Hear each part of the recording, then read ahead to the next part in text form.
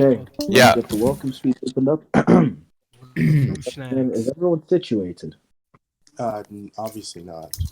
Okay. Yeah. The Lot of welcome speech There's opened up. still. Everyone make your way upstairs. We're also waiting for Is Vitler Vitler. in the presidential candidate? Yep, I'm We need upstairs. Vitler. Waiting There. upstairs still. Where is Door's everyone locked. make your way upstairs? We're also waiting for Is Vitler. Vitler? He should be in the candidate area Yep, now. I'm We need upstairs. to Akain. Oh, okay, great. Vitler, stay with Akain and them, and just come on when Yeah, there's Vitler. Alright. Sounds good. I'm gonna start the speech out now. Stay with Akain and them, and just I think we still have like 80 people downstairs. Okay, so I'm not gonna have to start TPing people. Yes, I am. Well, they don't seem to be understand the concept of stairs. We do, it's just the door's locked. Yeah.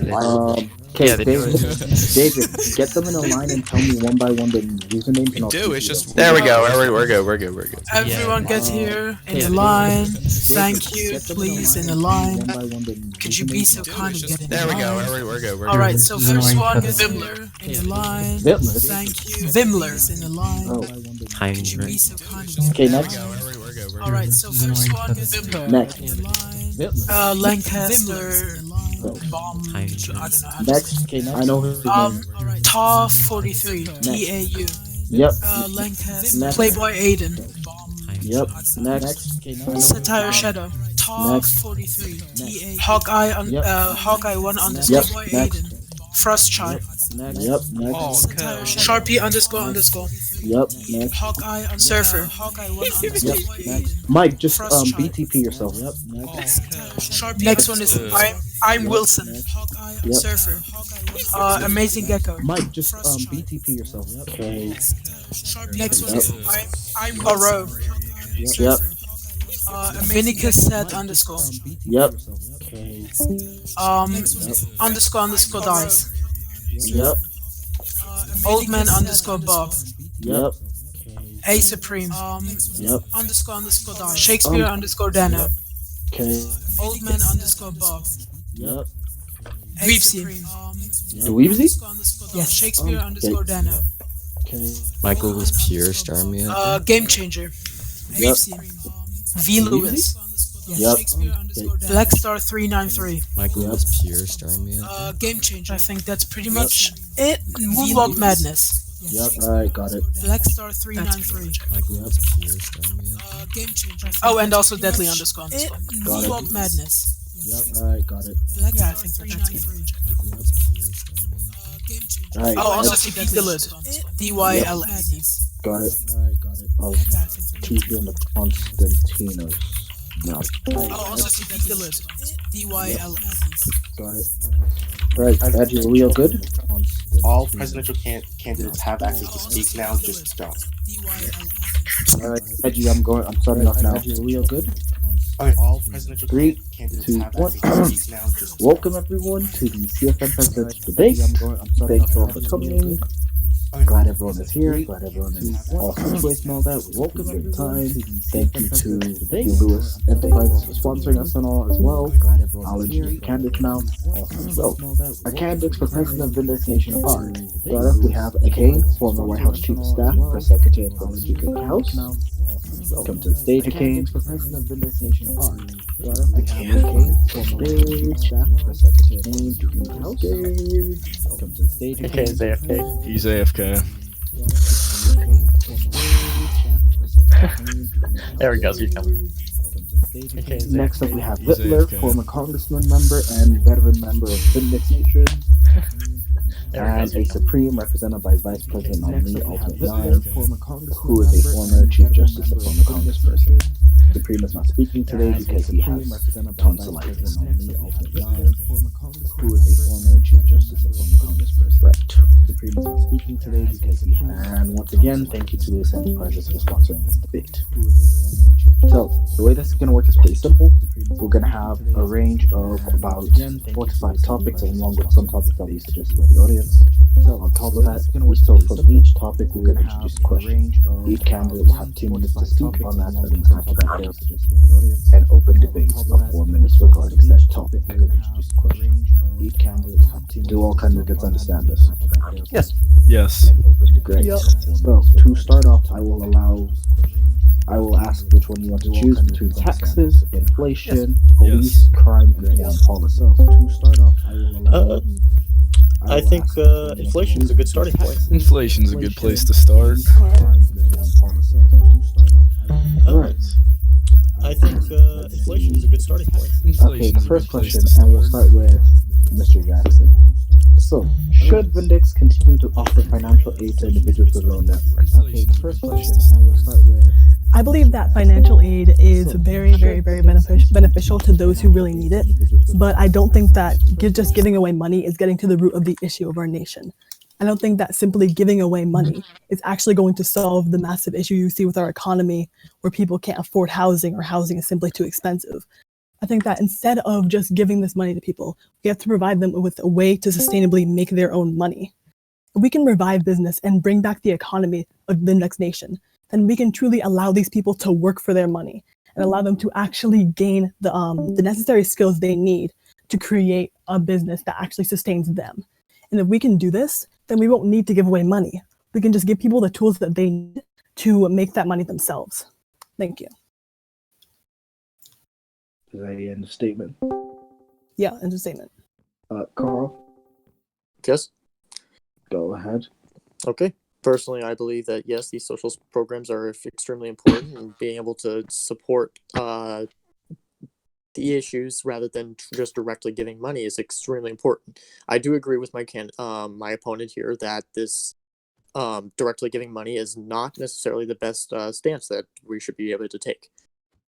Supporting social programs such as maybe increased lower income housing and a bunch of different things is definitely needed. Some other issues is going to be especially with the lower income bracket is making sure that we can set them up in such a way that but setting them up in a way that they can not only make money for themselves, but they can impact the lessons that they learned onto other players, to other people, so that they may too can continue the tradition without government influence. And that was my statement for now.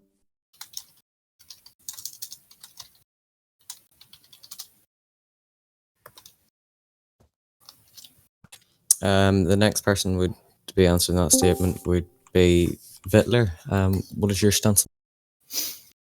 Personally, yes, the social programs of giving money to those who need it, it's a great idea. It's been benefiting our nation and benefiting the new players who join the server and don't have as much and need a boost up. But I think one of the bigger problems we face with our social programs and people getting their housing is how inflated the economy has gotten. And every property, whether it become worth 20K, in the next day, the next week, it'll become worth 200K. Just if you look at our West Hedge houses, I think that one of the biggest solutions would be setting maximum prices that you can sell certain properties for based on what the government think that it's right. And along with that, I would like to continue and work with Mr. O'Leary on his construction project that he's been going through with Gallifrey. It gives the lesser deserved people, those who aren't financially stable, a way to get a house and get settled without needing that financial support as much. And we can put that tax money back into other programs. End of statement. Okay. I'll conclude that question. We'll move on to the next one. The open debate will be at the end regarding just overall the topic instead of having open debate regarding each question. So I'll switch the order this time. This time I'll be Vitler starting. So Vitler, how do you plan on diversifying the business aspect of the Next Nation and revitalizing it in a sense? Because as we know, the business economy has been rather depressing for the last couple of years. So how does your administration plan on revitalizing that? I definitely agree. The whole aspect of businesses have been really falling, and most of that has been based off of because we have too much support from the server itself, which would be admin shops. And those admin shops that are created in the server, even though I can't change it, I can push for that change as president. And we need to take out more admin shops and give more of the player base the opportunity to sell the materials they can provide for people. Not only will they get income from it, but it'll also create a business aspect. I also have a plan to promote the sporting industry, which has been a very big attraction for Santa Mauro. a lot of people don't notice it, but the VFL brings in countless dollars and countless people to Santa Mauro, even though it's considered the dead state. I would love to create a social program and to benefit businesses and allow them to advertise more frequently, even through the government itself, and somehow help them communicate with other people. And I also think that farmers especially, there's a lot of people who could go out and farm, but they just can't be selling to people when they have the convenience of going to those admin shops. So there would have to be a little bit of communication to the administration, but I think we could get that done. End of statement. Carl. Further on the kind of the business aspects, I personally have visited many businesses in my short time back here, but I just noticed that a lot of people seem to ignore that kind of roleplay possibility of having businesses where maybe going to get a drink with a friend, encouraging casual spending, doing something where not necessarily, well, it's not necessarily needed, but can create a definitely, like, it can create a definite situation for roleplay where, for fun in general, for friends, for camaraderie. Beyond this, you do have issues regarding admin shops brought up my opponent. This is an issue that I tackled on directly during my adminship. Personally, in my experience, we found that most of the time players could not keep up with some aspects in business, and admin shops had to essentially substitute for the player based in that regard. I do encourage this kind of behavior to be able to shop and freely among players. I want that kind of behavior. And while admin shops are there, they're necessary for most cases. Other things include like the sports industry. I personally believe there are tons and tons of industries that are available for that they're available to be created by creative players out there, and we need to be able to encourage that. Farmers are another one. Actually, personally, I would like to see the implementation of personal farm plots. This would be for within protected plots that would be able to only farmers would be able to purchase and rent and be able to supply their profession without having to use the use of the wilderness. And I'll end my statement there. Is it my turn? All right. So a big part of the problem with business on Vindex is that there's a lot of people who really want to make a business.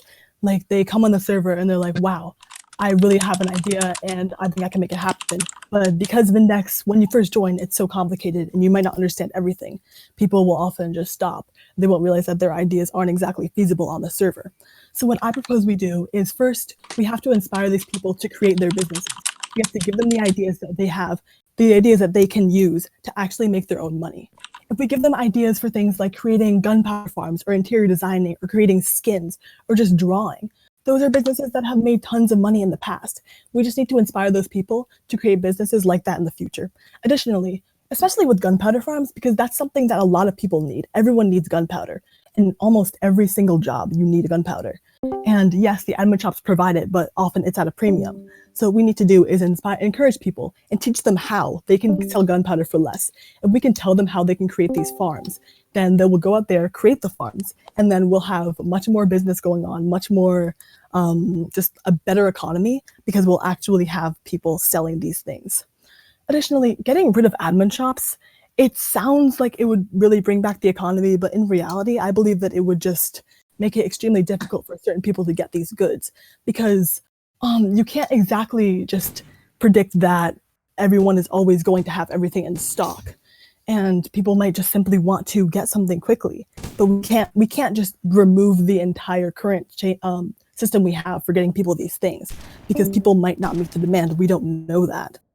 It would make it so hard for building to get things from like the Nether and the Wild and things that places you think you really can't get at this point in Vindex. So I don't believe we should remove admin shops. Maybe making them more expensive, but removing them entirely would just be catastrophic to everybody who needs to build anything.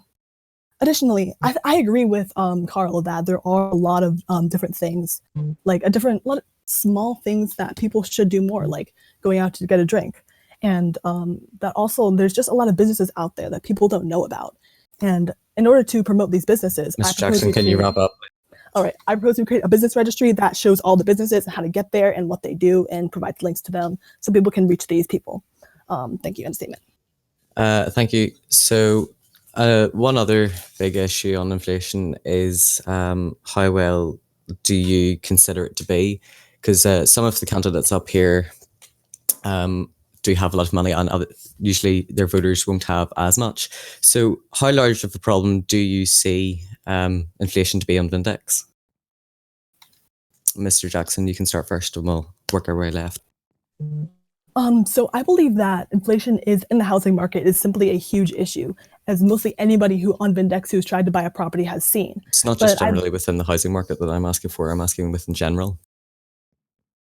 Just in general? Well, I'd say that it is there in general, but it's mostly within the housing market. I could say you could see it in people trying to hire construction companies or interior designers. It's often at outrageous prices just because there's a complete lack of supply of these people to provide the services. And also there is the issue of paychecks, but that's not really as big of an issue. But I believe that it's most prevalent and most people see it in the housing market. But I believe we can solve this issue by simply providing more housing. A lot of things have been started to work on that, such as the creative server, and I believe we can work with the administration to get more housing added. Additionally, with the issue of businesses charging a lot of money, the few businesses that there are, I believe that we can, if we add more businesses, then they'll have to sell their goods at a lower prices. That way, and that will naturally cause the prices of these goods and services to fall. End of statement.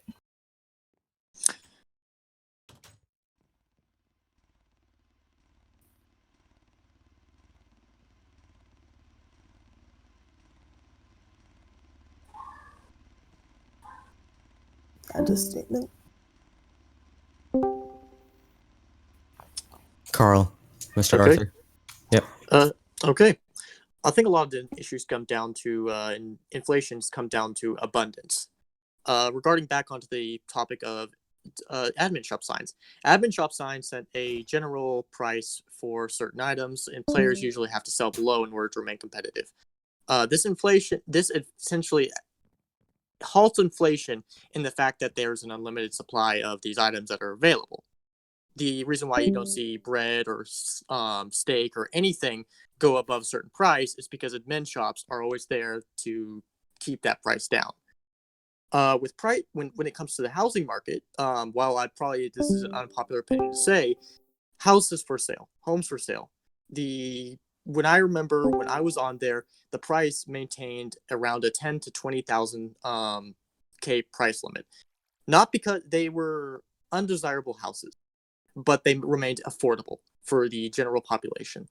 One of my proposed plans is using the already existing Wyndhams and dropping the resale value so that more, not necessarily housing becomes available, but more properties for purchase. Housing is definitely the thing that we need to increase in abundance in order to, how should I say, increase the abundance to a point where it's not necessarily undesirable to own a house, but it's also available for anyone who wishes to both spend the time, the money, and the hard work to achieve this goal. Inflation comes down in many different forms, but I feel like the main market that everyone's concerned about is the housing market. There's not necessarily a direct solution we can do, and I'm not necessarily certain what could work, but we do need more methods that allow us to set the price without directly setting a max cap or anything like that of that kind of nature. Okay. I'm done. End statement. Really? Yeah, I agree with my fellow candidate Carl here. When it comes to the admin shops, when it's not, that holds the inflation down, and that's just because the admin shops are set so low. And that also ties back into our businesses. With such low prices for our admin shops, businesses aren't able to make as much money because they're competing against those admin shops and they're not able to sell at the price that they want. So my idea would be you wouldn't remove admin shops altogether, but maybe just raising the price of them depending on what it is. Maybe those rare materials that you can't exactly get, we could leave those at that price, but things like steak and chicken or food, water, everything else can be raised up, just so that it's just an equal balance. And then where everything is mostly inflated right now is mostly in the housing department, as the other candidates have said. And like I said before, with businesses and everything else, I believe that there should be a cap limit to what every property can sell for. And a good plan for that would be having an assessor. And an assessor, if any of you know what they are in real life, they go and they assess a house for its value, and then they would set that price, and then that's what the resale value could only be at it. Maybe it could vary a couple bucks here and there depending on how the house is changed with interior design. There needs to be an overall cap limit to certain housing, like West Hedges, homes for sales, red houses, anything, because all in all, not every single person on the server is going to be able to make $1 million to have an affordable, semi-decent house. End of statement. Okay. At this point, we're going to move up to open debate. I'm going to allow all the candidates to ask one another questions. I'm going to kindly remind all of you have 4 minutes for open debate. You will be timed. We ask that you do not slander one another and you act maturely. I have a question before we start. Are we going to talk about the police? This is open debate in terms to inflation. Understood. We have open debate for police, open debate for etc. etc. Understood. Okay, quick thing before we start. Whoever's fucking typing, I don't know who you Carl! are. It's Carl. Yeah, I'm just gonna stop typing. I have a mechanical keyboard, unfortunately. So, you may begin your open debate. Regards to the increased pricing and removing unnecessary admin shops, when I was admin, I attempted to make sure that these shops were mainly cut down to what was only unobtainable by the general population. However, later after my term, it was later re-added. Shops that were like what the shop you see now is what has been added, such as seeds, wood, building materials, stuff like that. How would you propose that we maintain to keeping it from being piled upon as it was before? Who are you referring to, me? Yes. Sorry, I should refer. Yeah, sure. No, I agree. I think we should keep admin shops because you never know when a business is gonna decide that it's gonna close on itself, or there's gonna be a scarcity of items for any such reason. I agree we keep admin shops, but I just think if we hire the price of those more common goods, that it'll give the other lower businesses a chance to actually thrive, and without having to remove admin shops, of course. We just keep them. What I'm saying is I initially had under my term admin shops down to a very bare minimum, and more admin shops got added as I was gone. This was either response, but I might be the measure too extreme. I'm saying, what's if we were to increase prices? What's to say they will stay that way? And of course, that's not a promise everyone can keep. It's not our server, of course. It's the administration's. We can only make so many suggestions and get help from them. But if we want to battle inflation, which is also a server-side problem, then it's just kind of what we need to act upon. We need to do our part. But obviously, Dragon is controlling the server. He's the one who runs everything, and we can't always keep him in line, especially if there's people who constantly go over to him with complaints about these high prices. And so no one can make a promise that has to do with server-side things, but we can only do our best. I have a question for Mr. Jackson. Yep. You talked about you were wanting to battle the inflation of the housing market with the help of social programs, but how are you going to stop prices of houses from skyrocketing? I never said I would do anything with social programs because that won't actually really help. I think we can prevent the price from skyrocketing by, well, first of all, people use real estate as a way to make money. So if we can prevent them from being overly reliant on that as a source of income, then the prices will naturally fall. And in addition, if we can just increase the amount of housing there is by working with the administration, then the pricing will fall. But I believe that if we keep the supply at like a good, consistent rate, then we won't have to deal with this issue as much. Additionally, if people, as I said earlier, can make money in other ways. The problem is that I've seen, and that Ultimate or Carl has seen, is that even when new houses are added at a fairly cheap price to try to combat this, they end up going and skyrocketing at very competitive prices. Look at the new set of West Hedges that were added to the West Hedge area for all the older players who understand, and the SF houses. As soon as they're bought for those low prices to those people who don't have properties, they're ultimately flipped for more money and then flipped for more money again until the price gets out of control and none of these low income players can buy it. Yes, and that's because people are using real estate as the only way they can make money. They're looking at this house and saying, wow, I can buy that for really low and replicate what all the millionaires are doing and simply flip it for a much higher price, because that's the only way they see that they can make a real amount of money. But if we can provide them with a different way to make money, then they won't have to be overly reliant on those houses, and they can buy these properties and use them to either grow their business or actually live in. Do you mind if I speak? Yeah. Just to kind of almost retort to this, but I do want to say that there are issues that were out of both the president's control and anyone else's control, and that's usually duping. I feel like this has to do with the major part of the inflation and why a lot of the housing prices go up. Because people who dupe large amounts are willing to pay any price, and this eventually launches the housing prices into more... What's the word for it? But it is a min side, but you do have to realize this is an issue out of our control. Okay, well, time is over for open debate. We're going to move on to the next topic, which is definitely going to go past the time limit we have. Police/crime. Right. First question. Let's start with this one. We'll start with Mr. Jackson. How do you plan to ensure that the law enforcement respects the legal rights of suspects and detainees if you do not believe those rights are already adequately observed? I think that what we're seeing right now is a huge influx of new police officers into our law enforcement offices. And that because of this, there's a lot of officers that don't exactly know what to do in these situations. They don't know that they can stop and actually talk to these suspects and allow them to present the evidence of what really happened from their side. What we're seeing right now is a bunch of officers who are, for the most part, inexperienced in the field. And I believe that the training department needs to step up, and like they have been doing in recent days, step up and work with these new officers to get them to the level that Vindic police should be held to. I think that right now we've got the numbers down. We have all the numbers. We just need to focus on the quality. And additionally, part of this is simply improving the relationship between the cops and the police officers.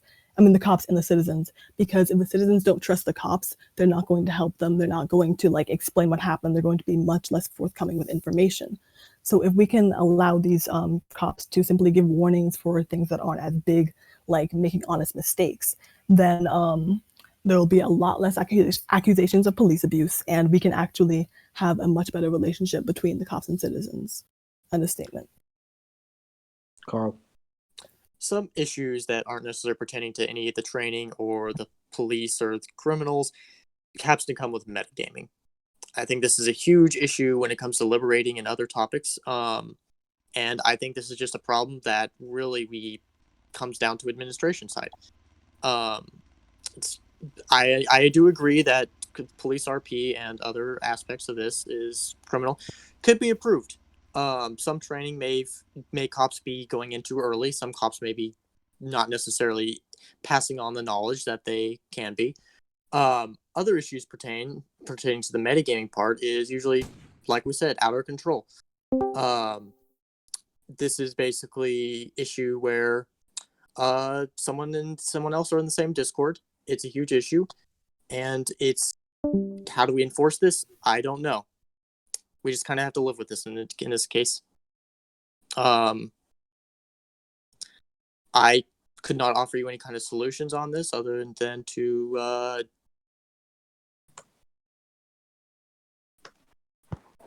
other than that, in statement.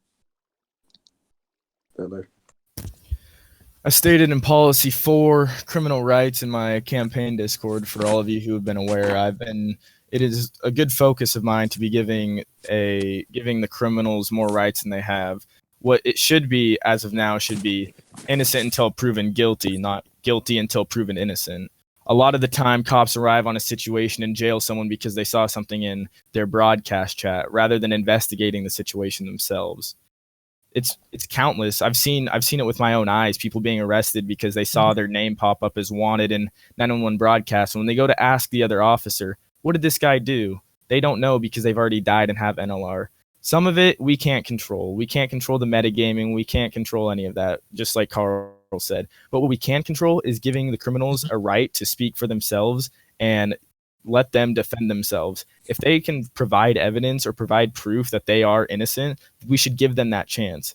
We have these police stations, we have holding facilities. You can put a criminal in there and let him fight for his right to be released and prove his innocence, which how it should be, instead of just taking them straight to jail and not giving them any time or any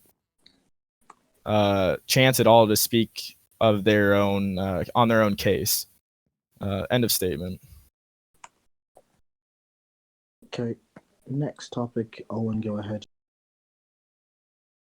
A part of the criminal process is prison, and should the prison include rehabilitative programs, and if so, what should? Vitler, you can start this one. I do see that there has been probationary programs under one of the past wardens that I've really respected at his time, Owen Grills. He made a rehab program and was able to communicate with the criminals properly and give them probation. And that was a really good idea. And I haven't seen much of it anymore, mostly because the Department of Corrections is, quite frankly, dead. There aren't prison guards in the prison to be able to do these rehabilitative operations, which I think there should be.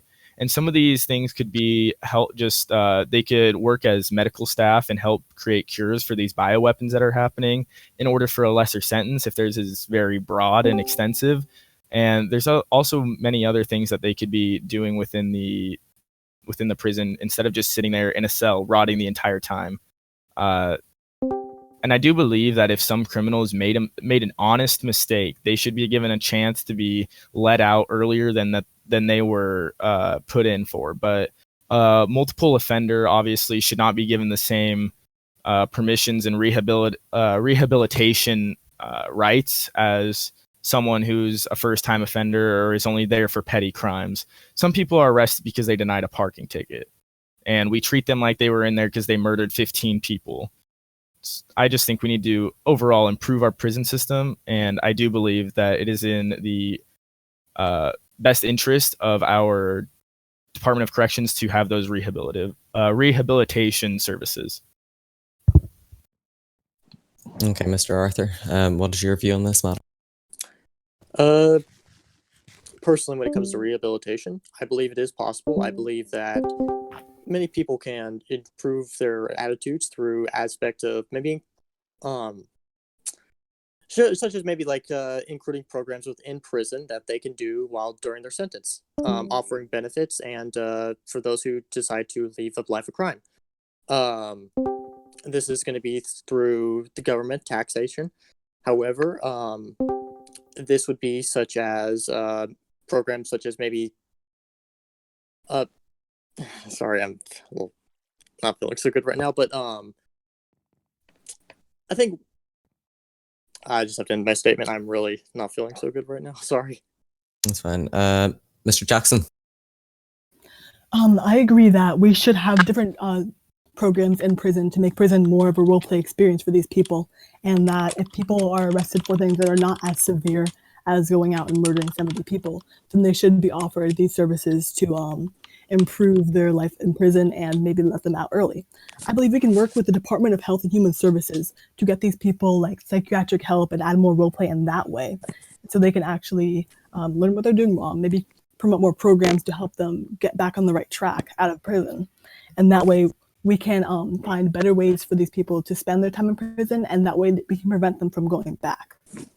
I don't think that the people who are, like Vitler said, being arrested for parking violations should be treated as harshly as they are. I think that we do need to revive the Department of Corrections and allow these prisoners more of a chance to prove themselves, to prove that they aren't that they have changed and that they can be better, and that we need to give them the tools to be better. End of statement. Thank you. So, guys, as you know, there are many law enforcement agencies within Vindex. How do you plan to ensure coordination between law enforcement agencies under the Department of Justice and the VTP and Secret Service? Mr. Jackson, how do you believe that you're going to ensure coordination between these different departments? I believe that right now there is decent communication between the departments, but we do need to work on when these departments are actually responding to the crimes, because currently you'll see officers requesting that Secret Service show up as backup, but the Secret Service aren't sure whether or not they can actually come and actually do that job. We need to make it more clear for all of these officers when they can help, when they don't have to help, and they just need to make it more clear when they're on duty, when they're off duty. That way, everyone is on the same page. Everyone knows what's going on, and also improving the use of voice communication and joint ops is extremely vital to increasing the the way that each department works together. Because if they're all in the same voice call, then they can all know what they need to do, and they can all be working together.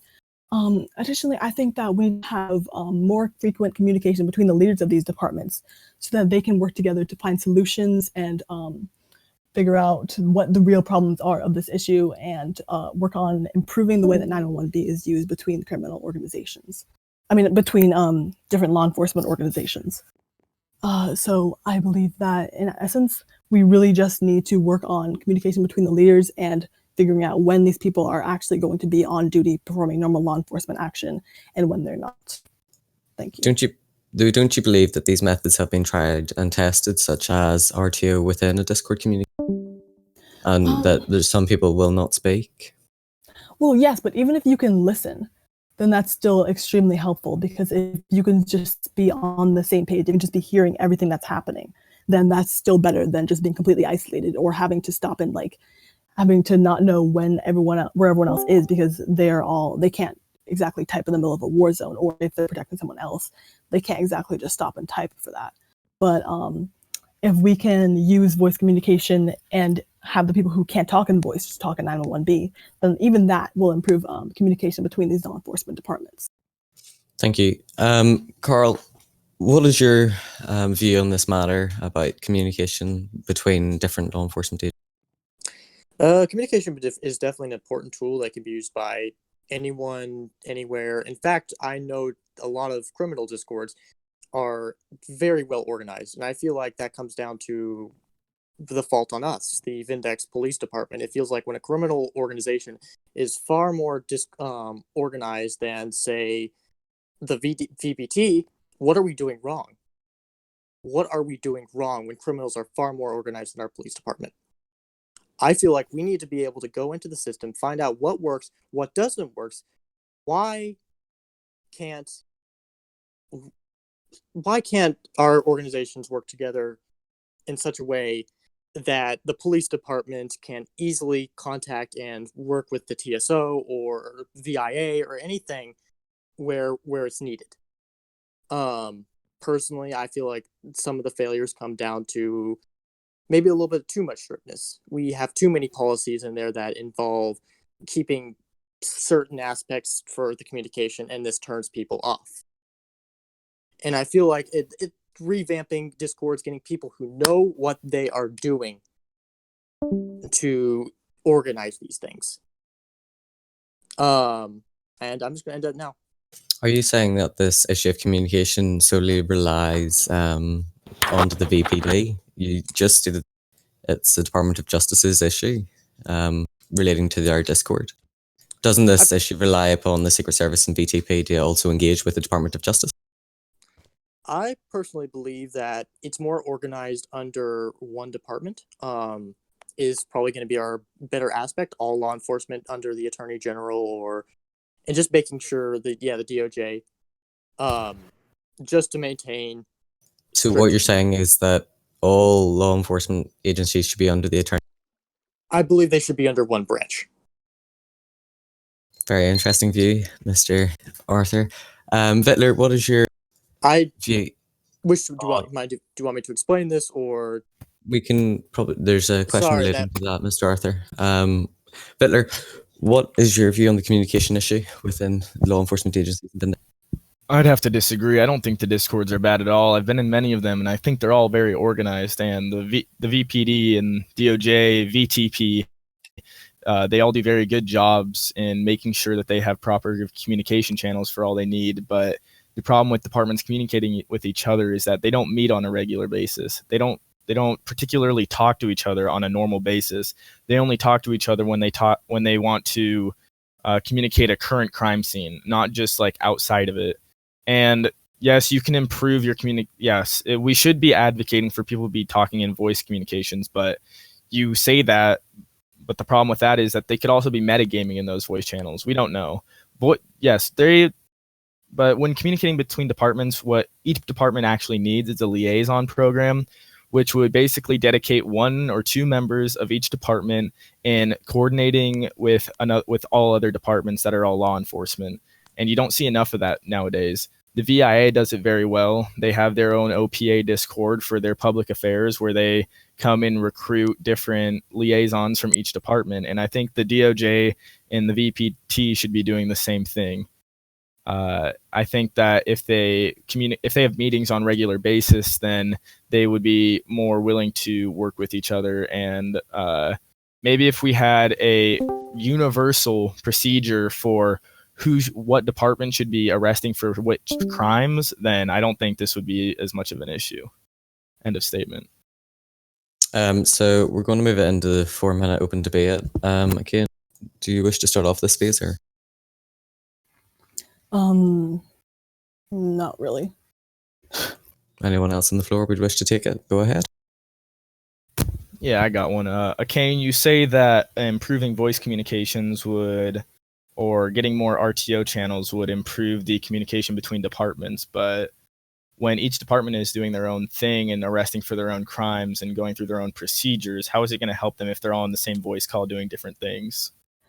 Well, something that the DOJ has recently implemented is more than one joint ops voice chat communication. So that way, if 2 different law enforcement agencies are doing 2 different things, they can be in different channels. But if they need to talk with the other one, they can simply move channels and quickly convey some information, then move back and continue talking with one another.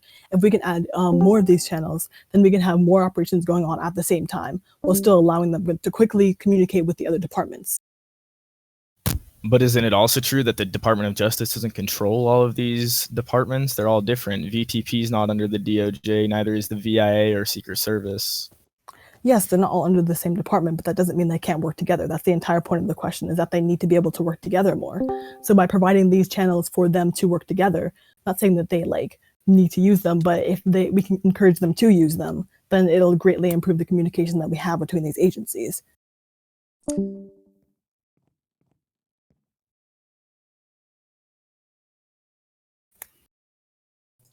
Is that all from all the candidates? Carl, do you want to? That's all from me. I would just like to clarify. Sorry, my bad. I was looking at some incorrect policy for the last statement on mine. I'd like to just make that clear. Of course. If none of you also have to add anything. I just like... Sorry, go ahead. Just going to clarify. Sorry, we would to maintain the general branches having their own access to their departments for enforcement. So Secret Service would remain under the Department of Department of Treasury and such. And that's end. Thank you. So before we move on to our next topic, I would further like to thank Lewis Enterprises for sponsoring this debate. Lewis Enterprises, this is a statement from the Chief Executive Officer. Lewis Enterprises is a company that strives to advance the business world and any ideas of others, supporting other businesses and being a big global power player. As a long-time businessman and member of the community, I understand the lack of professional companies and hope to change that. We plan on having a private headquarters and a couple of other valued properties that we can be rented out by small companies. We want to be known globally as a large competitor in all forms of business, whether it be financial investing or arms supporting to a purchasing government. Apologies. Here at Lewis Enterprises, we will be creating a central business to those around the world. Thank you again to Lewis Enterprises for sponsoring this debate. It would not be able to happen without them sponsoring it and paying for a lot of the stuff that's here today. Thanks to them. One controversial issue that President Brock decided to fluctuate throughout his term was taxes. So should taxes be raised or lowered during the week, or should it be a fixed rate where taxes stay the same throughout the whole term? Vitler, do you want to start off with this one? Sure. I don't believe there's really a central need to be lowering and raising taxes. Honestly, the economy decides to move at a steady rate. So I think we should stay at a fixed rate of taxes. There's no need to be fluctuating them, especially when we have a big enough fund as it is. People don't even notice when they're taxed most of the time. If it's so low, like it has been, it was $10, now it's $0 for the rest of his term. Taxes are such a little effect on people's payroll that as long as it stays $25 and under, that's where it should be, and there's no point in fluctuating it. We just keep it a fixed rate.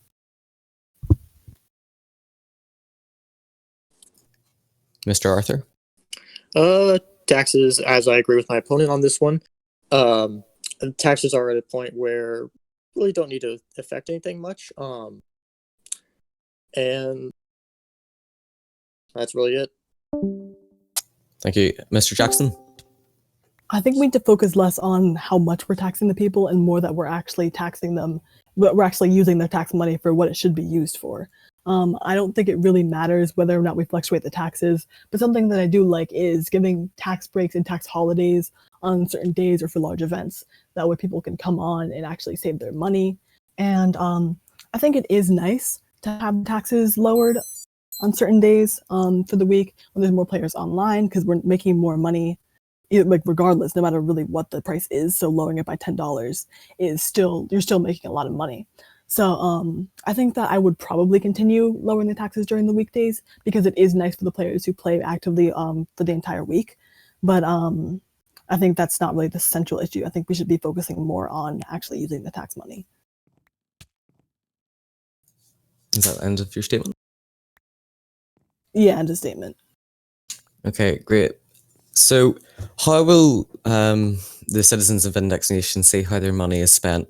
Akain, your current vice presidential candidate is John de Very Best, who is currently the Secretary of the Treasury. What will your candidate of the Secretary of the Treasury do to make sure that the people of Index Nation will constantly see how their tax money is being spent?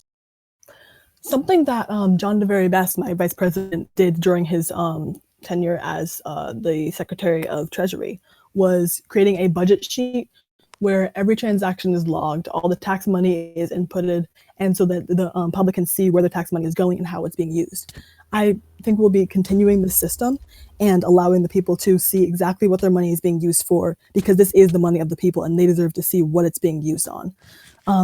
So that's how I plan to improve the transparency of our tax money. End of statement. Great. Mr. Arthur, what is your plan?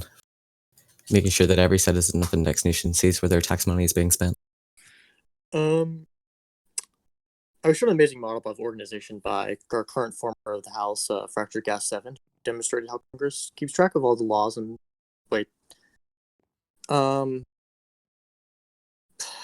fuck.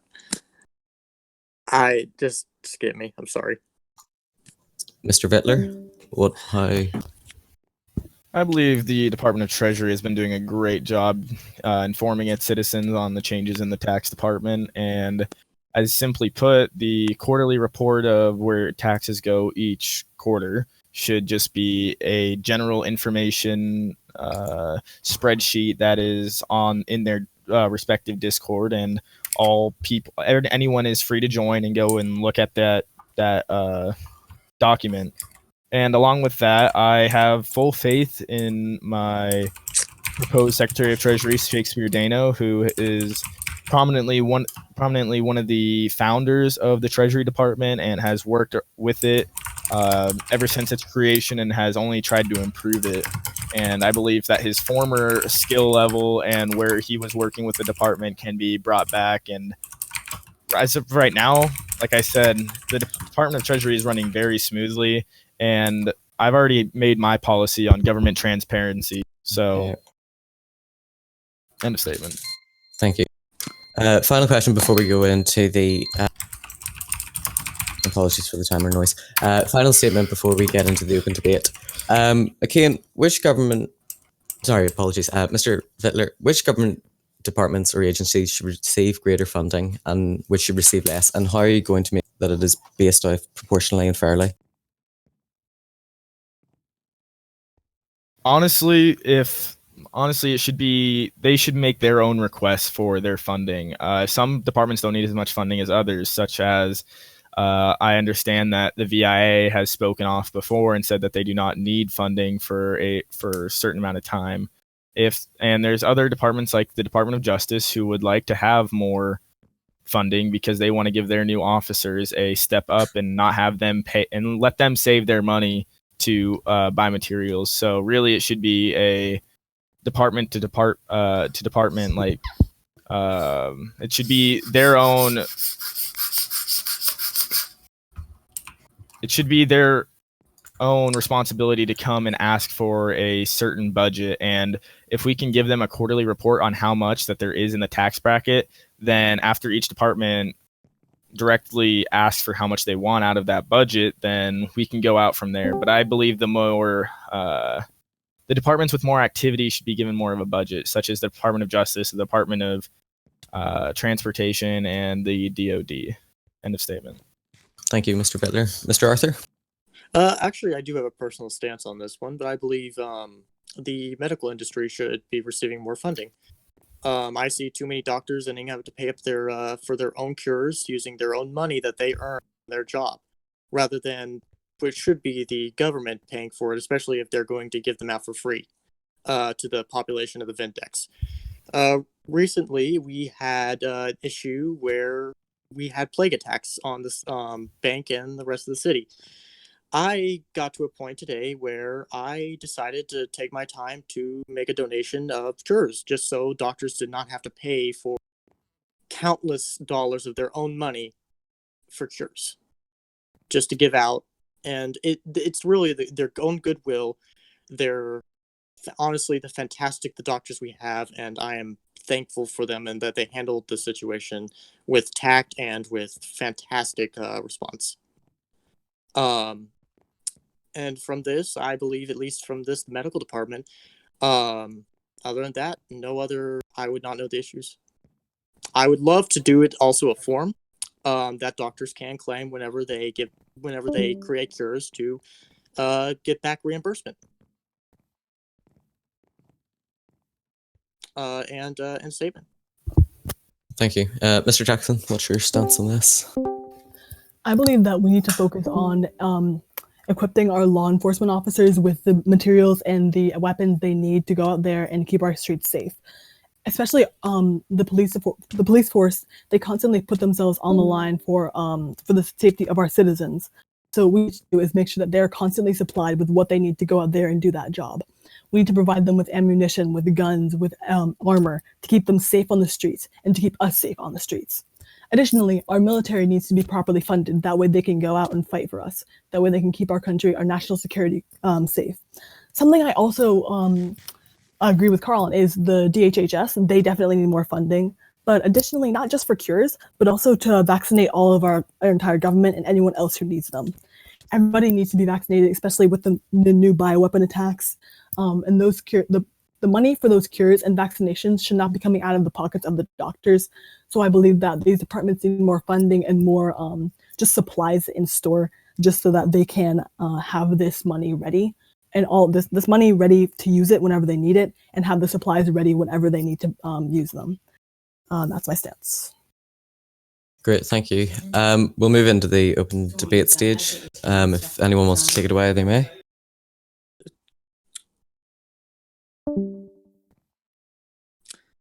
This question is directed to either of you, whichever one of you would like to answer first. Go ahead. What do you guys believe in an emergency fund, and if so, what should be, or how much, what percentage of the overall fund should it be? Well, currently the Treasury is sitting on about $5 million, and I believe we need to keep at least half of that, just in case another big event happens, like let's say another military base is destroyed, or or we're starting like a new housing project, and we need to use that money for that project. Then we need to have that money in stock, no matter what comes at us. We need to be ready for whatever hits us. We can't just be caught off guard by these big events. We need to be ready just in case anything does happen. Also, in the event of a major terrorist attack, if though not many have happened on the shores of Vindex, we do need to be prepared for another. Just recently, actually had a gas station was attacked within Seawall. This was a terrible event, and we need to work to be able to prepare ourselves for that, whether it's an emergency response from our military or anything funds that require us to help us recover from these events. As well as such as a church, and also in the case of another event such as bioweapon attacks, that we need to be able to have the money to keep our doctors well equipped to deal with these kind of situations. The end.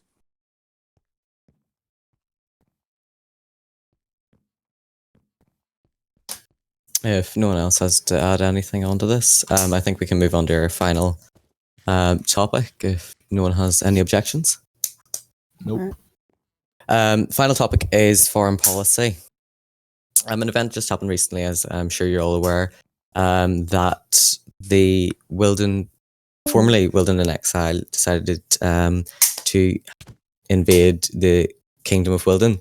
Do you support this current government of Wilden, formerly Wilden in Exile, or should the former government be restored? And what actions will your administrations be taking on this matter? Akain, do you want to ask away first? All right.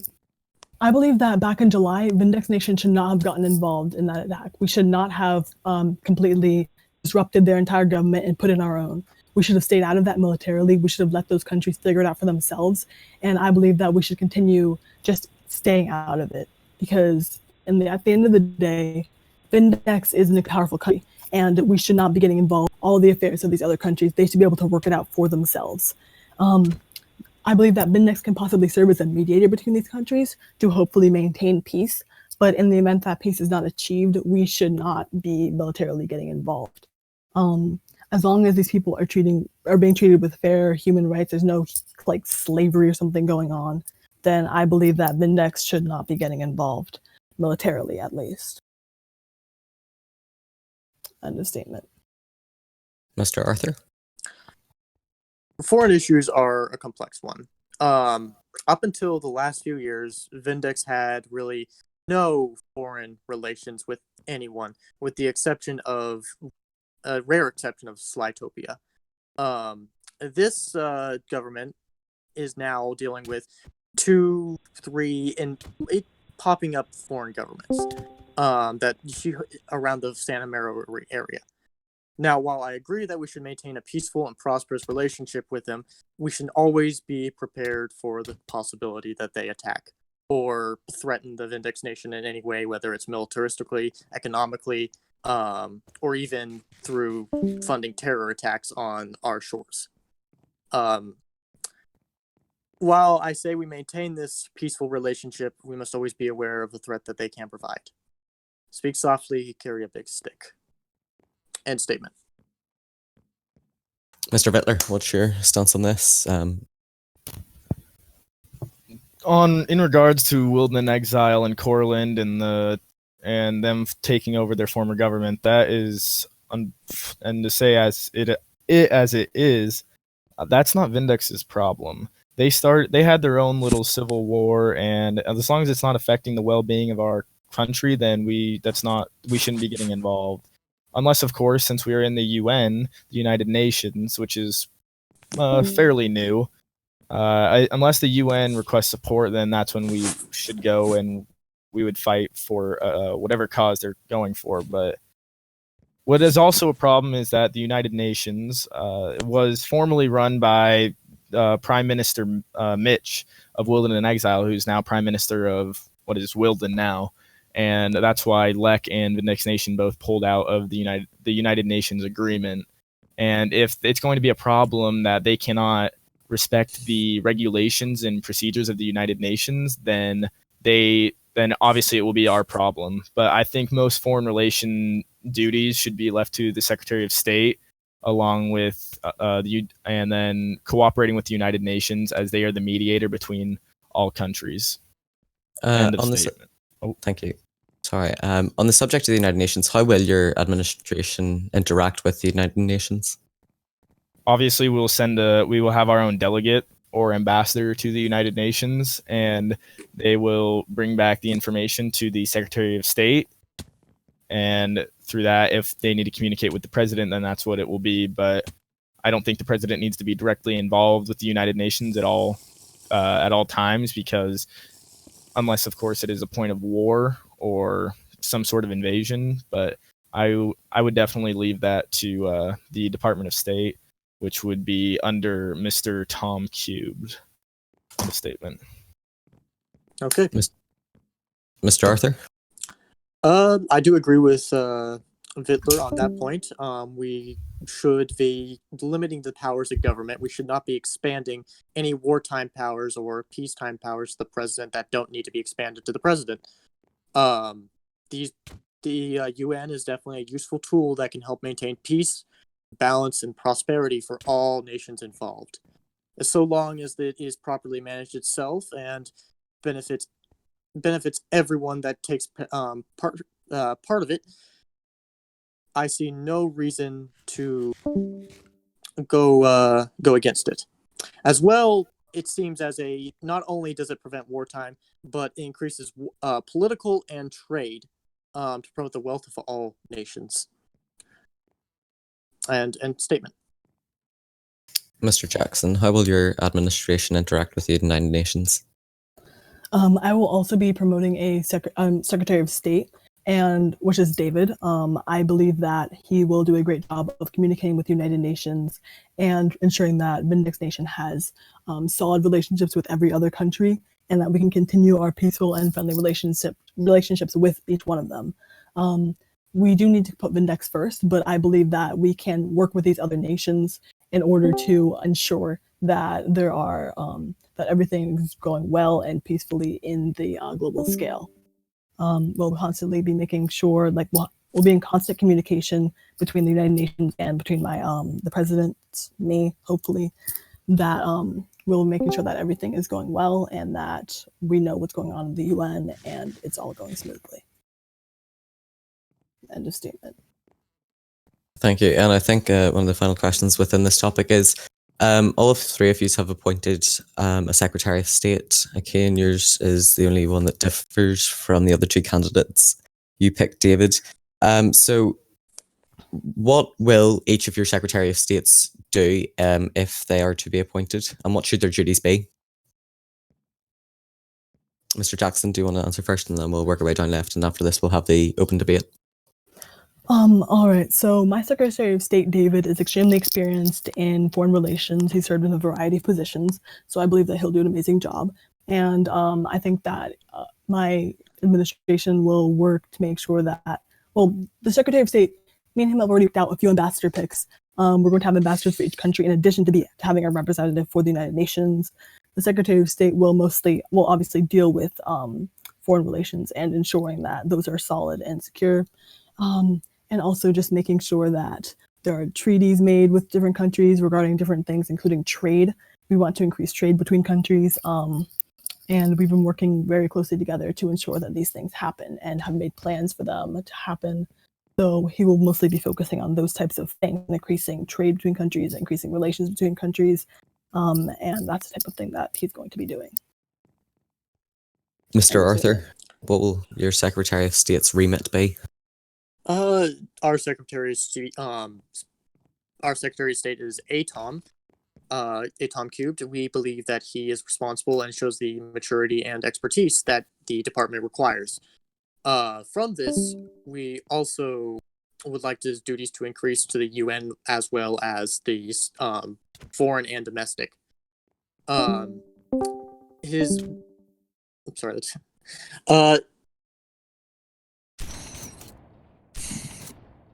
sorry. His job as Secretary of Transport is going to be very integrated within the Secretary of State. We plan on keeping that the same, as well as to basically cut down on government size and to maintain a more manageable government that's under fewer leaders that we can trust and are responsible enough to run the government. We believe, and he's so far done a great job under his current position, and we hope he'll do good in our administration. End statement.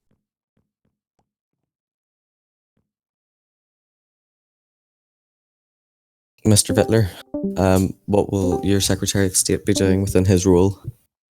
I personally was very fond of the work that Tom did as his time as Secretary of State, which was basically doing all things of foreign affairs, which will now include controlling the delegate that they send to the UN and communicating with other countries. Immigration, which used to be a broader topic until we decided to all have open borders.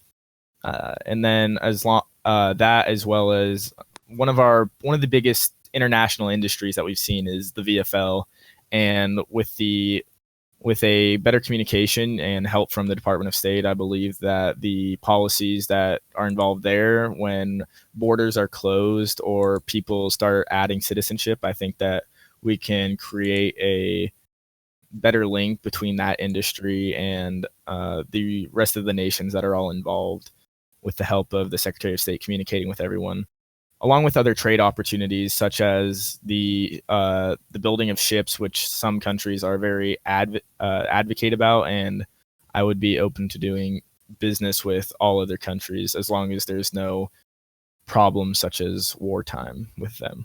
End of statement. Great, thank you. So we'll be going into our final open debate stage. As with every open debate before this, you have 4 minutes to question your opponents. Please go away. Yeah, I have a question for both of you. In the case that our waters are being invaded or pushed into by a foreign country, how are you going to react with knowing that both countries, you and the other country, are in the United Nations? Well, first, obviously, we're going to bring this issue to the UN. Well, I mean, before we do that, we're obviously going to go out there and see what's going on. We have a strong naval force. We just rebuilt our entire naval base. We have an entire fleet. We're going to send some ships out there to see what's going on and make sure the situation does not escalate any further than it needs to. And then once the situation has calmed down, we'll bring it to the United Nations and work out what happened and work out any potential punishments for them or any agreements that need to be made regarding what they can and can't do in the future regarding that. That's basically a statement. I personally believe we should start with communication before setting out ships. In the honest mistake that they accidentally sailed into our water, we can resolve the issue without having to send out a fleet. However, if it does begin to escalate, we will show some sort of tour de force in order to make sure that they understand who they're dealing with and that we can peacefully resolve the issues. Well, the thing is, ships are they're pretty slow, so if there's something going on that's near the edge of our borders, we need to have a fast response. That way we can actually get there in time and not just send ships an hour later and it takes another half an hour for them to actually get there. We'd have a quick response. That way we can be ready in case the situation does escalate. Then the best option, I believe, would be to drop the military in first along our shorelines to make sure that they don't get onto our soil, followed by the deployment of ships in the case that we can blockade them in and they can't escape. If they're pushing into our waters very fast and abruptly, then we should be able to take immediate action. Yes, we can contact them, and if they do say, "Oh, we accidentally sailed into your waters," then yes, we are going to make sure that their course is maintained and to get out of our waters. But what I've seen personally from our military, not our military, but the administrations in the past, is that we've been too reliant on talking with people before an attack happens. I've been told by many military officials that Lek had an incident a couple months back where they were in all the way up to our shores, and instead of our military or anyone else taking action, they instead just let them sit there and tried to communicate, which in favor they could be going and starting a war and trying to take over the state of Santa Maria. Well, yes, obviously we're going to have the necessary defense mechanisms, the necessary defense mechanisms in place to ensure that our borders are secure.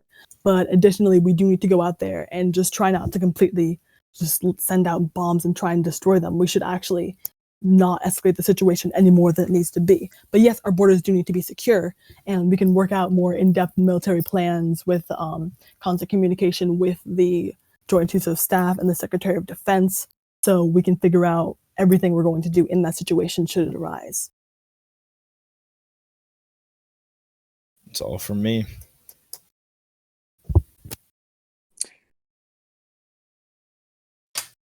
If no one else has to add anything to that, I think we'll be moving into our 30-second closing statements. Carl, do you want to end with a 30-second closing statement? Sure. I've come out here today to represent the Supreme campaign. I hope I did an adequate job. I know I had my faults, and I know that you hopefully can look beyond them and get the point that I said. I have nothing but reverence for my two candidates, and if anyone has any questions for me or Supreme, please come after the debate. I am willing to answer. Mr. Jackson? Something that a lot of people have questions about for me is that they're really concerned about the amount of experience I have on the server. But I just like to assure everybody that I have been on this server for playing consistently for the past 10 months. Only about one or two of those was in the criminal world, but that was for a reason. That was because I was trying to protest against the Wellington administration, and once I figured out how not to do that, I instantly joined the government. Also, I just like to say that I have been consistently playing on this server for the past 10 months, basically like almost every day, and I've seen Thank the problem. Thank you, Mr. Jackson. Okay. Mr. Vitler? I would like to thank every person who's come out today and supported all of us candidates here at the debate tonight. I know you all came out of your way to come and sit here and listen to us talk. If you want any more information about me, you can either message me or go to my Discord, and I'm more than happy to answer questions. I hope for a respectable and clean election, and make sure all of you go and vote. End of statement. Great, thank you, Mr. Vitler. Before I end the debate, I would firstly like to thank Yem for organising the debate, Exishi for doing the photography, David for security, and once again, Lewis Enterprises for helping us host this debate. Without Lewis Enterprises, this debate wouldn't have been possible. I would also like to thank Ellenham for moderating at the start of the debate, but sadly he had to go due to some issues. Are you guys not doing questions? At this moment in time, no. Can you make an exception for one question?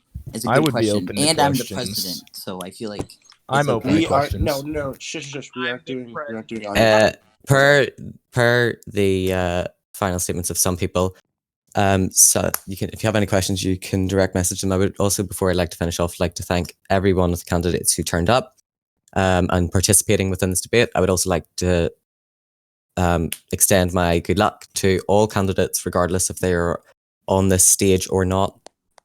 I would also like to thank the CFN team behind closed doors who helped CFN create the questions. If that is all from me, and that's all from CFN Debate, just thank you for coming tonight, and that's all.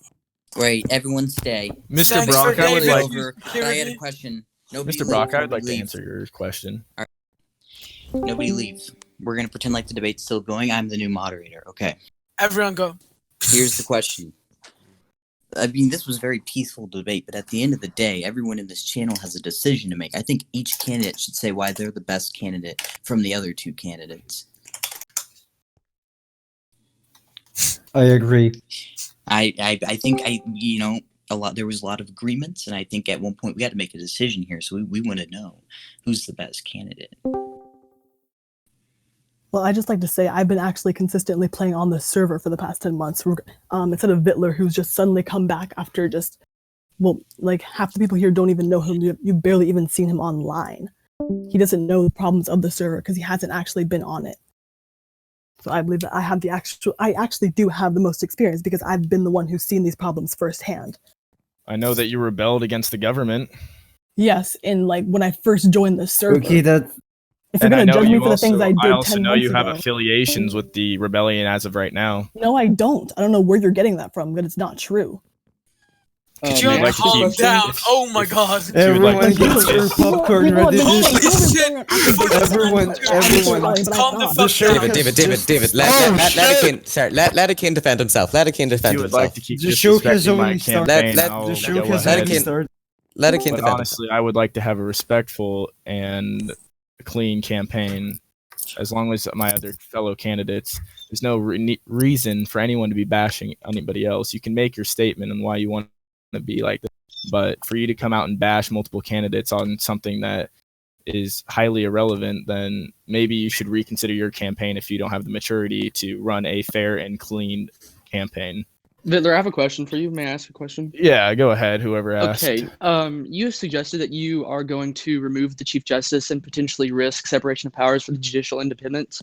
Why are you thinking about doing this, and what's your updated or current policy on that? I say yeet him. Well, it wasn't more of it wasn't I didn't want the separation of powers. I'm all for democracy. The problem is I just believe that the current leader of the judicial branch isn't properly leading the department in the way that it should be, and sometimes trials don't go as they should be going. A lot of trials have been dismissed on evidence that they've seen before the trial, but judges should be making a decision during a trial, not during pre-trial. Pre-trial is just to submit the evidence and what the case is about, not to dismiss a case because someone's evidence goes over someone else's. Correct. I Okay. agree with you there, but what are you going to do to make sure that a president doesn't just dismiss the Chief Justice because they don't agree with the decision, even though that decision may be lawful? Would it be in the best interest for there to be a law that you cannot dismiss the Chief Justice without proper evidence and procedures? I would support that, but then again, why would we not just allow the House to do impeachment for actual crimes? Because Dragon does not allow impeachment, as he said many times that even the representatives themselves can be criminals and still run for office. Okay, but tell that to Wireless, aSupreme, and the other impeached officials. That was when Congress was not completely elected and there was some sort of appointment. But now, since Congress only lasts 2 weeks, 3 weeks now? 3 weeks? Yeah, 3. It lasts 3 weeks, and it only lasts 3 weeks, and Dragon's already said that he doesn't want the impeachment process to go through. That's not really something we can control. Okay. I would be all for the impeachment process, but I guess we would have to get Dragon's ultimate opinion on that again. Okay, like my concern was just that you aren't going to intimidate or like influence judicial rulings. Other than that, then that's all for me. There's no point in influencing judicial rulings. I personally just saw a problem in the way it was being run, not with the rulings themselves. All right, thank you. This coming I have a question. Justice, whose branch you are currently discussing, I would like to ask how you intend to improve communication between the branches, especially given that you have not responded to my DM regarding your opinions about the judicial branch for the last week. Well, my DMs have been pretty full for the last little bit. You could have always... Well, I would think if you were going to spend a seventh of your policy decisions discussing my branch, you would at least respond to my DM requesting to meet with you.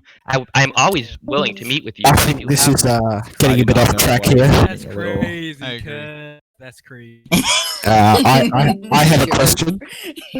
I mean, you can go ahead and pop up your DM again to me, and I will surely respond. But I have been speaking to who I wanted to be the Chief Justice and the procedures and how I wanted him to be carrying it out. But as I've already said in my campaign Discord, if you've been in it, I've said because of the public opinion that I will not be switching the Chief Justice. I have a question. Go ahead. I'm having a list. I'd just like to ask all three candidates what their stance on government property consolidation is. I know a couple of the candidates have expressed that they want to limit the amount of government properties that are owned by the government Get to rid of the increase business VGP. opportunity. VTP has like 15 buildings. Take the mic out of your nostril. Nigger! Nigger! Nigger! Nigger! Oh my fucking Nigger. god. So, excluding what the president has to say, because he's not relevant in this question, what do the candidates say? I didn't say I just said get rid of the VPP. I didn't say anything else. Can someone shut the scumbag up? You want to answer that one first? Okay, retard, That you was fucking so stupid much. nigger. I hate Jews, That's dude. so Okay. I have That's a so I have a much. question Okay, for I Vitler. fucking hate Security black team, people. can someone deal with whoever's saying yes? That's Okay, so do much. you want to answer that one Get first? rid of niggers. Get rid of all the fucking So- niggers. Get rid of the Can you niggers, please- man. Can you Just please get mute- rid of the fucking Security niggers. team can please just Niggers. again go ahead. Hey, Adrian, So, you fucking I gay believe butt. that we need to go Wait, through alright, with each faggot. candidate. Adrian, you fucking Hey. I can't hear you. I have a I don't question for think that's Vitler. Vitler 2020, man. I have a question for Vitler. I had a question first. My question Yeah, was... I would like to answer Tom's question. Man, I'm I sorry. I, think- just really hate niggers. I'm sorry.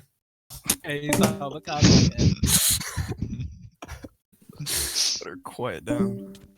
All right, Why is he still here? I don't know. Yeah, did you ban him? Are you guys gonna remove me? I could keep going. Keep going.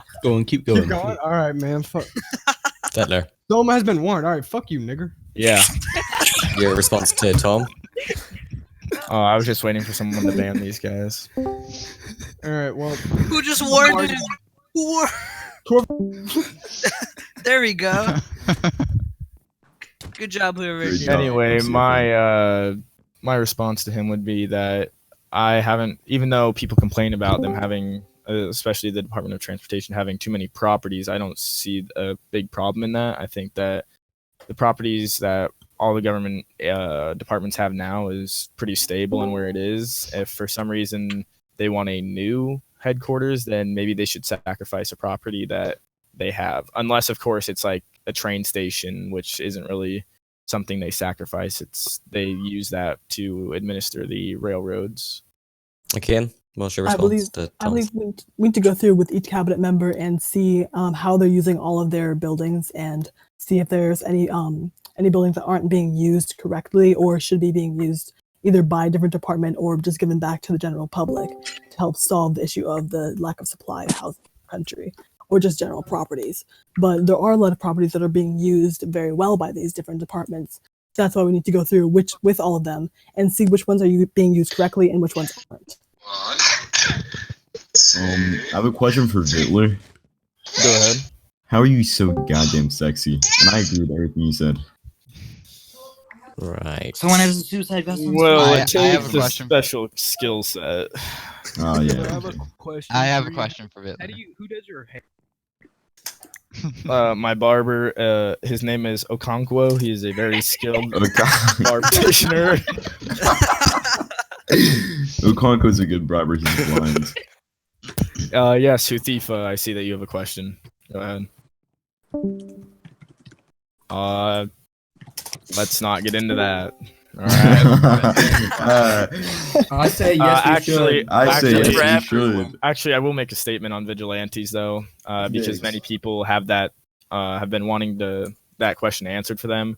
I think if a vigilante is going to commit a crime like any other criminal, they should be arrested. I mean, they're treated, if they're going to be a criminal, then they're going to be treated like a criminal. They're going to be jailed. I'd say add a That's- warning. That's just the basics of it. It's just the law. If they're going to break the law, then someone should arrest them. And I know the vigilantes know that they're not immune to the law, and some police officers maybe think otherwise, and maybe it should be a little, people should be, department leaders should be talking more about that and making sure that those laws are enforced to those groups just as all other groups. I had a question for Vitler. Yeah, go ahead. So, I've heard a lot of comments towards you, at least in the negative aspect, commenting on your name choice and specifically like your views on if you shared the same views as Hitler. I just wanted to give you the chance to explain that.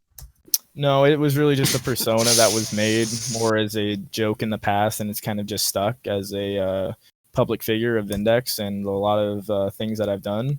Man for the people. I in no way share the same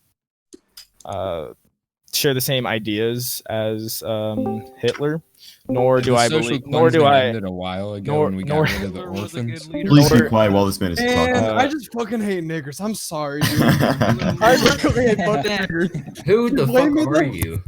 He doesn't even play the server. It's Soma, man. I'm sorry. I'm not by myself. It's I don't have anything better to do, man. But fuck it though, Adrian, you sound gay as shit. No one's gonna fucking vote for you. Vitler is the fucking god, dude.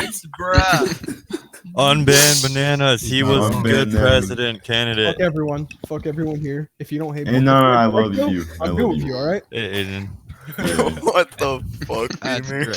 Soma. Justice for bananas. No bananas. Oh. Y'all have a good day. Have a good weekend. Stay safe. Don't get sick. Alright. Have a good day, everyone. Fuck niggers. You too. You Have a too. good day. I love him.